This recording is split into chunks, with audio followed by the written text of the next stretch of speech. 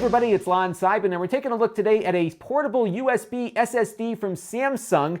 This is their 250 gigabyte model, and what's nice about these things, we looked at one from Sandisk a couple of weeks ago also, is that these are really full-fledged solid-state disks. They perform every bit as nicely as my big SATA disks that I use for recording and editing video here in the studio. So what I use these for, especially when I'm out in the field, is I use them as editing platforms because they are so fast. I can have multiple streams of 4K video going with them, and it really performs well. So I was really excited about that Sandisk one we looked at, and a lot of folks wrote in asking about this Samsung one, so I went out and bought one. This is $88 in its 250 gigabyte configuration. You can pay a little bit more and get a 500 gig drive. It's pretty much a little piece of plastic. It doesn't even feel like anything. There's no weight to it whatsoever. USB 3 port here. They give you a short cable that comes with it for plugging it into your computer, and you are off and running. The only difference that I saw with this one versus the Sandisk as far as configuration is concerned is that on my Mac, I had to install a driver to set it up first. And I guess the reason they do this is that they give you the choice of password protecting it or not.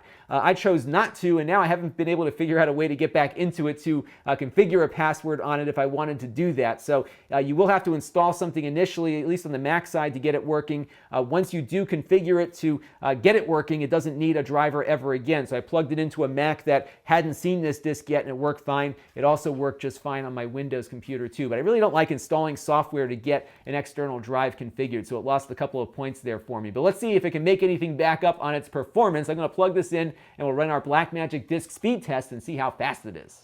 So as we can see, the Samsung disk here performs quite well. We're getting writes of 380 megabytes per second, and on the read side, we're seeing about 430. So it reads about the same speed as the Sandisk, but it writes a little bit faster. So if you have some really intense data writing needs, this one might be the one to pick of the two. But either way, I think both of them are excellent. They both have excellent warranties. This one has a 3-year warranty attached to it, and I think it will do quite well, especially for video editors and photographers and others that really need a fast-performing drive out in the field. It doesn't take up too much room in a bag and can handle getting jostled around and everything else.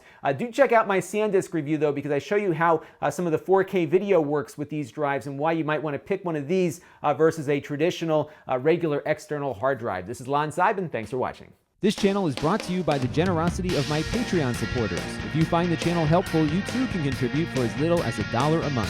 Visit Lon.TV/Patreon to learn more.